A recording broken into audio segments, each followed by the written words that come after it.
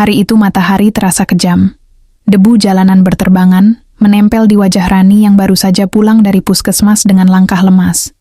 Ibunya terbaring di kamar, batuk tak henti, sedangkan uang di tangannya tinggal receh koin, yang bahkan tak cukup untuk beli obat.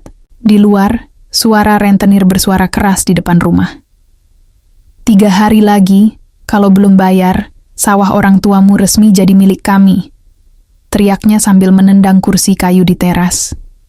Rani hanya bisa menunduk. Air matanya menetes satu-satu ke lantai tanah. Sore itu, saat angin berhembus pelan membawa aroma tanah basah, sebuah mobil hitam berhenti di depan rumahnya. Seorang pria berpakaian rapi keluar, menenteng koper dan map tebal. "Apakah ini rumah saudari Rani?" tanyanya sopan. Rani mengangguk ragu. Pria itu memperkenalkan diri sebagai pengacara dari Jakarta. "Saya datang membawa tawaran, yang mungkin bisa menyelesaikan semua masalah Anda," ucapnya tenang. Rani menatapnya curiga. "Tawaran apa, Pak? Saya bukan orang berpendidikan. Saya cuma gadis kampung." Pria itu membuka mapnya perlahan, lalu menggeser selembar kertas kontrak di atas meja bambu. "Klien saya, seorang pria berusia lanjut, ingin menikah. Ia kaya raya, punya banyak tanah dan perusahaan.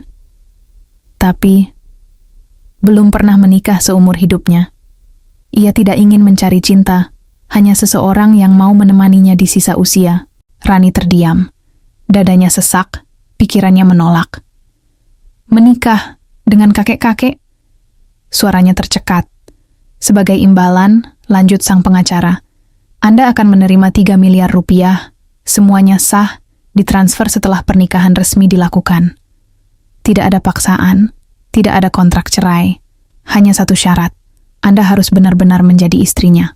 Rani berdiri mendadak, wajahnya memerah antara marah dan tidak percaya. "Apa Bapak pikir saya perempuan murahan yang mau dijual?" bentaknya. Tapi pria itu tetap tenang, mengeluarkan foto rumah sakit tempat ibunya dirawat dulu, serta sertifikat sawah yang kini dipegang rentenir. "Saya tahu Anda sedang terdesak. Kalau Anda menolak, mungkin bulan depan semua ini akan hilang." Setelah pria itu pergi, Rani menatap ibu yang tertidur dengan napas berat. Ia memegang tangan ibunya yang dingin, lalu menatap langit-langit bambu rumah mereka. Hatinya berperang.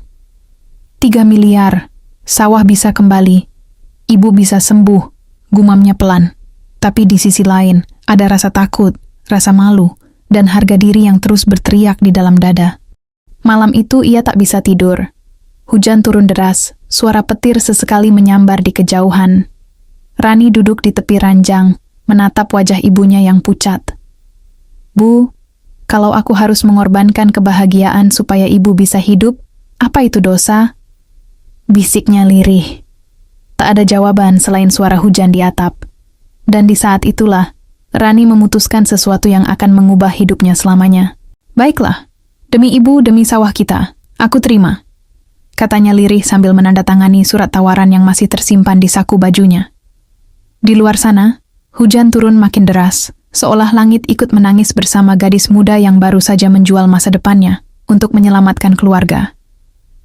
Hari itu langit mendung, seolah tahu kalau yang akan terjadi bukan pesta bahagia, melainkan keputusan pahit yang diselimuti air mata. Rani berdiri di depan cermin dengan gaun pengantin sederhana warna putih gading. Gaun itu bukan miliknya, dipinjam dari butik yang disewa oleh pihak keluarga calon suami. Wajahnya pucat, senyum pun tak ada. Di balik pintu kamar, ia mendengar bisik-bisik para tamu yang datang. Sebagian menatap sinis, sebagian kasihan. "Anak muda cantik, tapi kok mau sama kakek?" gumam seorang ibu-ibu. "Demi uang, pasti," sahut yang lain. Rani menunduk, mencoba menahan tangis. Di dalam hatinya suara kecil terus berbisik. "Ini demi ibu. Ini demi sawah." Ia menggenggam buket bunga kecil di tangan gemetar.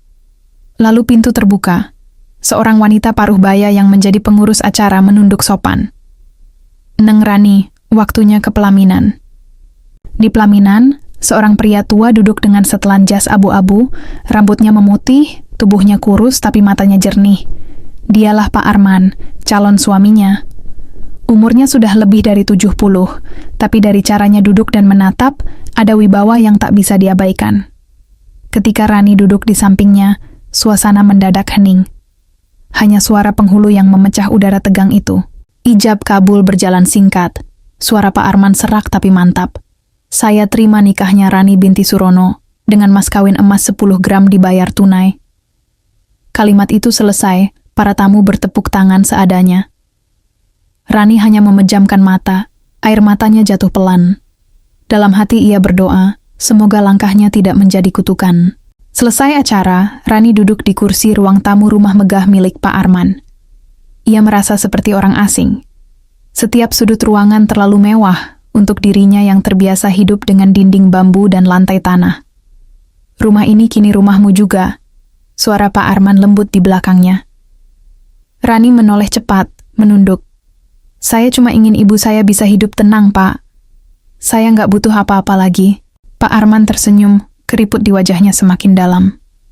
Aku tahu, Nak. Aku menikah bukan untuk membeli orang, tapi untuk ditemani. Aku sudah tua, dan waktu rasanya tinggal sedikit. Aku hanya ingin ada seseorang yang peduli, walau mungkin bukan cinta. Rani menatapnya lama, tak tahu harus menjawab apa. Dalam hati ia bingung, pria ini tidak sekejam bayangannya. Tidak ada tatapan mesum, tidak ada nada sombong. Ia malah sopan dan sabar, bahkan menyuruh pelayan menyiapkan kamar terpisah untuk Rani, agar bisa istirahat dengan tenang. Malam pertama mereka bukan malam penuh hasrat, tapi malam penuh diam. Rani berbaring di kasur, empuk, menatap langit-langit. Di ruangan lain, Pak Arman membaca buku tua dengan lampu remang. Di antara mereka ada jarak, tapi entah kenapa, tidak terasa menakutkan. Sebelum tidur, Rani mendengar suara langkah perlahan di depan pintu kamarnya. Lalu suara itu berhenti. Rani, suara Pak Arman terdengar lembut. Aku tahu kamu tidak bahagia sekarang, tapi terima kasih sudah berkorban untukku. Aku janji, kamu tidak akan menyesal. Rani menutup mata, dadanya terasa sesak. Dalam gelap, air matanya jatuh tanpa bisa ditahan. Untuk pertama kalinya, ia mulai bertanya-tanya. Apakah mungkin dari pernikahan tanpa cinta, justru akan lahir rasa yang lebih tulus dari segalanya? 3 minggu berlalu sejak hari itu, dan Rani mulai terbiasa hidup di rumah besar yang sunyi. Setiap pagi pelayan membawakan sarapan, tapi Pak Arman selalu menunggu Rani duduk terlebih dahulu sebelum mulai makan. Kamu duluan, Nak, katanya setiap kali. Suaranya lembut, nadanya seperti ayah yang penuh kasih. Perlahan Rani mulai melihat bahwa lelaki tua itu bukan sosok yang menakutkan, melainkan seseorang yang kesepian. Suatu pagi, Rani sedang menyapu halaman belakang saat Pak Arman keluar membawa 2 cangkir teh hangat. Kamu belum sarapan, katanya sambil tersenyum kecil. Rani gugup, tangannya gemetar saat menerima cangkir itu. Terima kasih, Pak. Mereka duduk di bangku taman, bunga Kamboja berguguran di sekitar mereka. Untuk pertama kalinya, Rani berani menatap wajah pria itu lebih lama.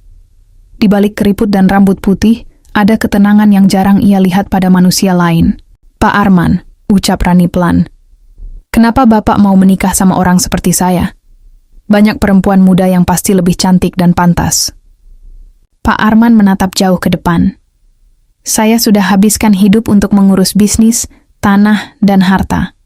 Tapi di usia ini, saya baru sadar, tidak ada yang lebih menakutkan dari kesepian. Kamu mungkin tidak cinta, tapi kehadiranmu membuat rumah ini hidup. Rani menunduk. Kata-kata itu membuat dadanya hangat. Ia tak menyangka pria setua itu bisa berbicara dengan kelembutan yang begitu manusiawi. Hari demi hari, perhatian Pak Arman semakin tulus. Ia mengirimkan dokter terbaik untuk merawat Ibu Rani di desa. Bahkan diam-diam ia membeli kembali sawah yang sudah diambil rentenir, tapi ia tak pernah membanggakannya. Rani baru tahu ketika seorang tetangga menelpon, Rani, sawahmu dikembalikan. Katanya sudah lunas semua. Saat itu Rani hanya bisa menutup mulutnya, menahan tangis. Malamnya ia datang ke ruang baca tempat Pak Arman duduk membaca surat kabar. Pak, kenapa Bapak lakukan semua itu tanpa bilang ke saya? Tanyanya dengan suara bergetar. Pak Arman menatapnya lembut. Karena saya tahu kamu menikah bukan karena cinta, tapi karena ingin menyelamatkan keluarga. Aku tidak mau kamu merasa berhutang. Aku hanya ingin kamu tenang. Rani tak sanggup menahan air mata. Ia berlutut di hadapan suaminya yang tua dan rapuh itu. "Pak, saya benar-benar salah menilai Bapak. Saya pikir pernikahan ini cuma permainan uang, tapi Bapak justru yang paling tulus dalam hidup saya." Pak Arman menatapnya dalam-dalam, lalu tersenyum. "Kalau begitu, jangan lagi panggil aku Bapak. Panggil saja Arman, biar aku merasa muda sedikit." Rani tertawa kecil di sela tangis. Untuk pertama kalinya sejak menikah, ia tertawa tulus. Malam itu, ketika Rani menatap bayangan dirinya di cermin kamar, ada sesuatu yang berbeda. Ia tak lagi melihat gadis malang yang terpaksa menikah demi uang. Ia melihat perempuan yang mulai menemukan arti cinta. Bukan dari wajah muda, tapi dari hati yang tulus. Namun tanpa ia sadari, di ruang sebelah Pak Arman menatap botol obat jantung di tangannya. Napasnya berat. Ia menatap foto pernikahan mereka di meja, lalu berbisik pelan, "Andai aku bisa lebih lama menemanimu, Rani." Musim hujan datang lebih cepat tahun itu. Udara di rumah besar itu sering terasa lembab, namun setiap pagi Rani tetap membangunkan diri lebih awal untuk menyiapkan sarapan. Ia tak lagi canggung. Bahkan tanpa diminta, ia mulai membuatkan teh kesukaan Pak Arman. Hangat tanpa gula, dengan sedikit madu. Setiap kali cangkir itu diserahkan, Pak Arman selalu menatapnya dengan senyum yang menenangkan. "Kamu ingat terus ya," katanya pelan. "Saya belajar dari yang terbaik," jawab Rani sambil menunduk, pipinya sedikit memerah. Hari-hari berlalu dengan rutinitas sederhana. Mereka sering berjalan di taman belakang rumah sambil bercerita hal-hal kecil. Tentang masa muda Rani yang sering membantu di sawah, atau tentang masa lalu Pak Arman yang penuh kerja dan kesepian. "Saya dulu terlalu sibuk mengejar harta," ucap Pak Arman suatu sore, "sampai lupa menikmati hidup." Rani mendengarkan dengan mata berbinar. "Mungkin sekarang waktunya Bapak menikmati hidup bareng saya?" Pak Arman tertawa kecil, tapi tawa itu disertai batuk yang cukup keras hingga membuat Rani panik. "Bapak, kenapa?" "Tak apa, cuma masuk angin," katanya sambil menenangkan. Tapi di matanya tersirat sesuatu yang Rani tak pahami, seolah sedang menyembunyikan sesuatu yang jauh lebih serius. Sejak malam itu, Rani semakin perhatian. Ia tak lagi membiarkan Pak Arman makan sendiri, selalu menemani minum obat, bahkan memijat pundaknya yang sering kaku. Hubungan mereka berubah. Bukan lagi antara gadis muda dan kakek kaya, tapi antara dua manusia yang saling menjaga. Dan dari kebersamaan itu, benih cinta yang aneh mulai tumbuh diam-diam. Suatu malam listrik padam karena hujan deras. Rumah menjadi gelap, hanya diterangi cahaya lilin di meja makan. Rani membawa selimut ke ruang tamu, takut Pak Arman kedinginan. Saat ia mendekatkan lilin, cahaya itu memantul di wajah Pak Arman yang sedang menatapnya lembut. "Kamu tahu, Rani," ucapnya pelan, "aku tidak pernah menyesal menikahimu." Rani menelan ludah, jantungnya berdebar aneh. "Padahal saya dulu cuma mikir uang, Pak. Tapi sekarang, kalau disuruh mengulang, saya tetap mau menikah dengan Bapak. Walau tanpa uang sekalipun." Keduanya terdiam lama. Hanya suara hujan yang memecah sunyi. Di luar, petir menyambar. Tapi di dalam rumah itu, hati mereka justru terasa hangat. Cinta yang lahir bukan dari nafsu, tapi dari pengorbanan dan kasih sayang yang tumbuh tanpa rencana. Namun, tak lama setelah malam itu, Rani mendapati sesuatu di meja kerja Pak Arman, hasil pemeriksaan medis. Di lembaran itu tertulis kata yang membuat dadanya seketika dingin. Gagal jantung kronis. Tangan Rani bergetar, matanya membesar. Ia menatap ruangan itu kosong, lalu memanggil lirih. "Pak Arman, kenapa Bapak enggak bilang dari awal?" Dari balik pintu terdengar suara Pak Arman pelan. "Aku tidak ingin kamu menikah karena kasihan. Aku ingin kamu bahagia dulu, baru tahu alasanku yang sebenarnya." Rani menutup mulutnya dengan tangan, air mata jatuh tanpa bisa ditahan. Dalam hati, ia berbisik dengan lirih yang nyaris tak terdengar. "Terlambat, Pak. Saya sudah bahagia karena Bapak." Sejak malam itu, hidup Rani berubah sepenuhnya. Ia tak lagi memikirkan harta atau masa depan. Yang ada hanya satu, menjaga Pak Arman sebaik mungkin. Setiap pagi ia menyiapkan bubur lembut, memastikan obat diminum tepat waktu, dan menemani berjalan di taman yang kini tak pernah jauh dari kursi roda kecil yang disiapkan dokter. Kamu ini cerewet seperti perawat, canda Pak Arman. Biarin, jawab Rani sambil tersenyum. Kalau enggak cerewet, Bapak enggak hidup lama. Tapi di balik candaan itu, mereka berdua tahu, waktu mereka semakin pendek. Suatu sore, Rani menemukan Pak Arman duduk di ruang baca menatap foto pernikahan mereka. Cantik ya kamu waktu itu, katanya lirih. Rani duduk di sampingnya. Bapak juga kelihatan bahagia. Pak Arman menatapnya lama. Bahagia itu sederhana, Rani. Kadang cuman butuh satu orang yang mau duduk di samping kita tanpa pamrih. Rani tak menjawab, tapi matanya basah. Ia menggenggam tangan suaminya, tangan tua yang sudah mulai dingin, tapi tetap hangat di hatinya. Beberapa hari kemudian, kondisi Pak Arman memburuk. Dokter datang hampir setiap malam. Napasnya makin pendek, suaranya makin pelan. Tapi setiap kali Rani panik, ia selalu berkata hal yang sama. Jangan nangis.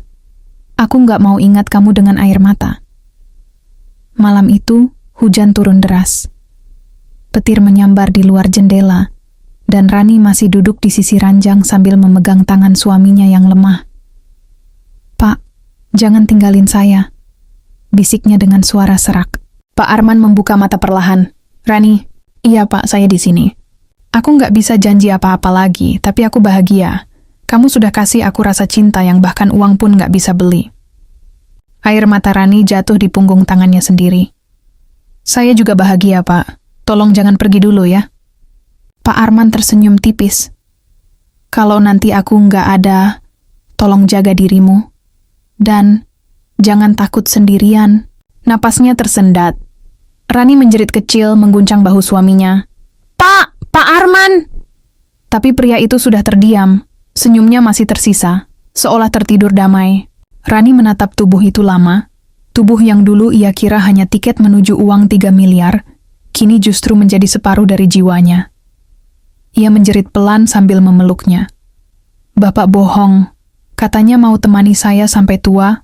Malam itu, rumah besar itu kembali sunyi. Tapi bukan lagi karena kesepian. Sunyi itu berubah jadi duka yang pekat. Rani duduk di lantai kamar, menggenggam cincin di jarinya, sementara hujan di luar tak kunjung reda. 3 hari kemudian, pemakaman dilakukan sederhana. Hanya ada beberapa orang dekat. Rani berdiri sendirian menatap nisan yang baru ditutup tanah, tanpa keluarga, tanpa kerabat, hanya seorang perempuan muda dengan wajah lelah dan mata sembab. Ia berlutut, menyentuh batu nisan itu dengan tangan gemetar. Terima kasih, Pak. Sudah ngajarin saya apa itu cinta yang sebenarnya. Saya janji, saya nggak akan ninggalin kenangan ini. 2 minggu setelah kepergian Pak Arman, rumah besar itu terasa seperti makam yang bernafas. Setiap langkah Rani menggema di lorong kosong, setiap sudut membawa kenangan. Ia masih duduk di meja makan yang sama, menyeduh teh tanpa gula seperti dulu, tapi kursi di depannya kini selalu kosong. Kadang ia masih menyiapkan 2 cangkir, lalu tersenyum getir pada dirinya sendiri. Kebiasaan yang susah hilang, gumamnya lirih. Suatu pagi, Rani terbangun dengan tubuh lemas dan mual yang tak biasa. Ia pikir hanya kelelahan karena banyak menangis. Tapi saat mual itu terus datang beberapa hari, pembantu rumah menyarankan ia ke dokter. Nyonya harus periksa, siapa tahu masuk angin atau maag. Rani hanya mengangguk. Tak berpikir apa-apa. Ia pergi ke klinik kecil dekat kota, duduk di ruang tunggu sambil memandangi jendela yang meneteskan hujan. Ketika dokter kembali dengan hasil pemeriksaan, wajahnya tersenyum hangat. Selamat ya Bu Rani, Anda hamil. Rani membeku. Bibirnya terbuka tapi tak ada suara yang keluar. Hah, hamil? Tanyanya lirih. Ya, sudah sekitar 5 minggu. Dunia seolah berhenti sesaat. Air matanya langsung jatuh tanpa bisa ditahan. Ia menutup wajah dengan kedua tangan. Astaga, Pak Arman, bisiknya pelan. Sepulang dari klinik, Rani masuk ke kamar suaminya yang kini rapi tanpa penghuni. Ia duduk di tepi ranjang, memeluk bantal yang masih menyimpan aroma samar sabun Pak Arman. Pak, ternyata Bapak ninggalin sesuatu yang gak akan pernah hilang dari hidup saya, katanya di antara isak. Saya gak sendirian, Pak. Ada bagian dari Bapak di sini. Tangannya menyentuh perutnya yang masih datar. Berita kehamilannya cepat menyebar di lingkungan sekitar. Banyak yang berbisik di belakangnya.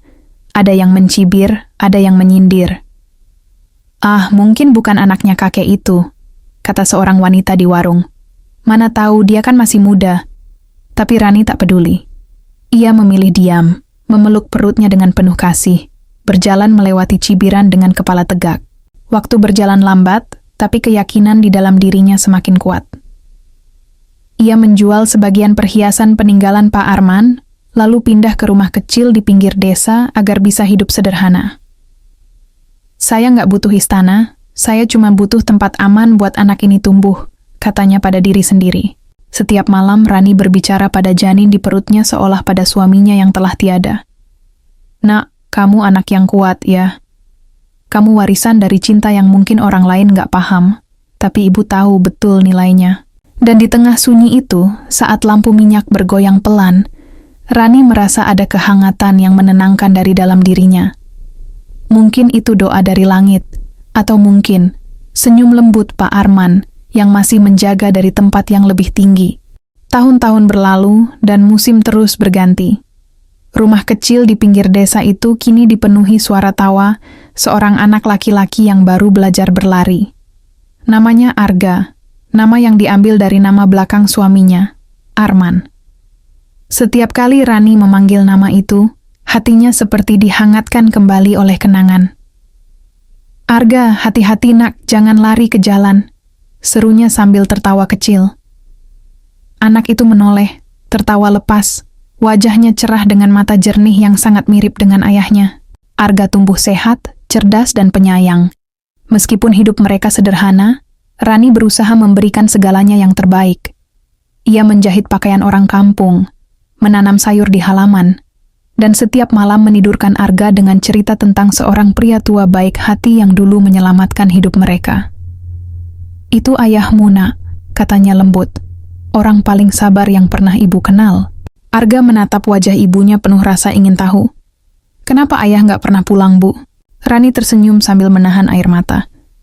"Karena ayah udah di tempat yang lebih damai, tapi doamu bisa sampai ke sana." Setiap sore mereka duduk di beranda menatap matahari terbenam. Rani sering merasa seperti melihat siluet Pak Arman di balik cahaya senja itu, senyum lembut yang dulu menenangkan jiwanya. Kadang ia berbicara sendiri seolah sedang berbagi kabar. "Pak, anak kita makin besar. Dia baik banget, mirip bapak waktu tersenyum." Namun, perjuangan Rani tak mudah. Banyak orang masih menilai sinis. "Kasihan, anak tanpa ayah," kata sebagian. Tapi Rani tak pernah membiarkan satu pun kata itu melukai hatinya. Ia menjawab dengan tindakan, bukan bicara. Ia mendidik Arga jadi anak sopan dan pintar.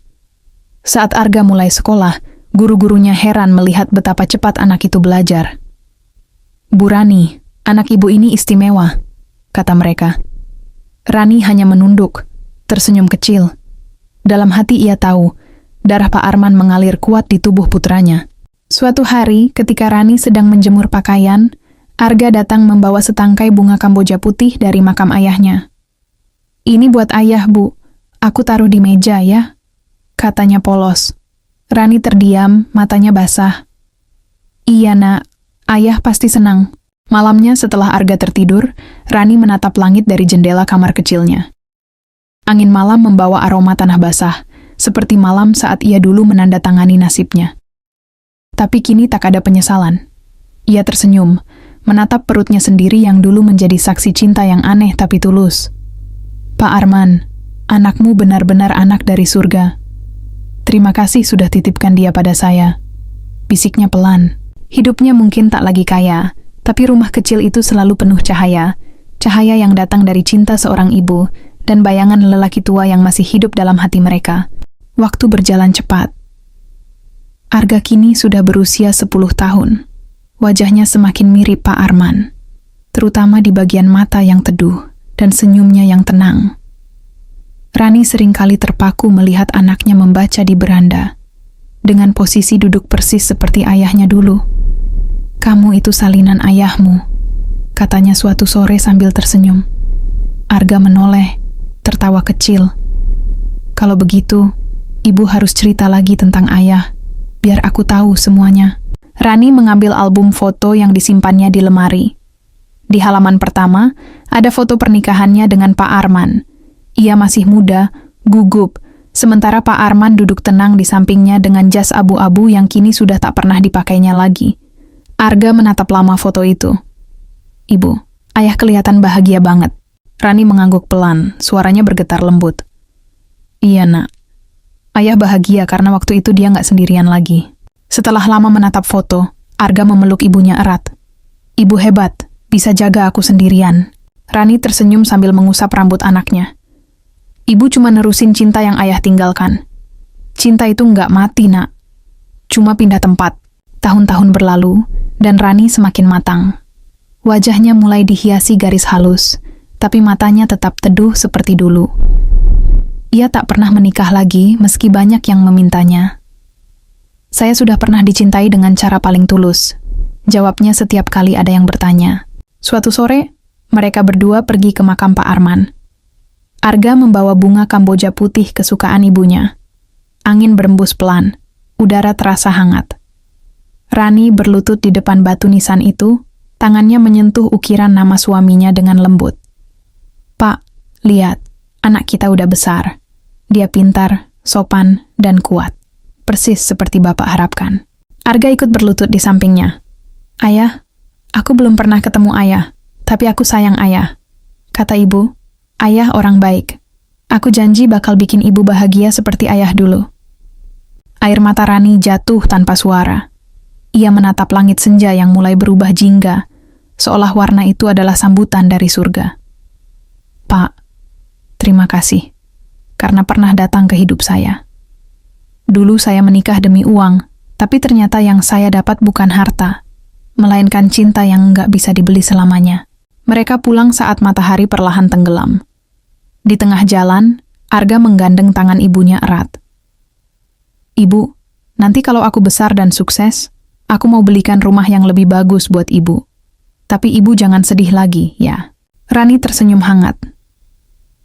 Rumah yang paling bagus itu bukan yang besar, Nak, tapi yang ada cinta di dalamnya. Dan rumah kita udah punya itu dari dulu. Malam itu, Rani duduk di teras, menatap bintang yang bersinar paling terang. Ia tahu, entah dimanapun Pak Arman berada, ia sedang tersenyum melihat mereka. Hatinya damai. Cinta yang dulu lahir dari perjanjian dingin kini berubah jadi keabadian yang hidup dalam setiap detik yang ia jalani. Selamat malam Pak Arman, bisiknya lembut. Cinta kita nggak pernah mati.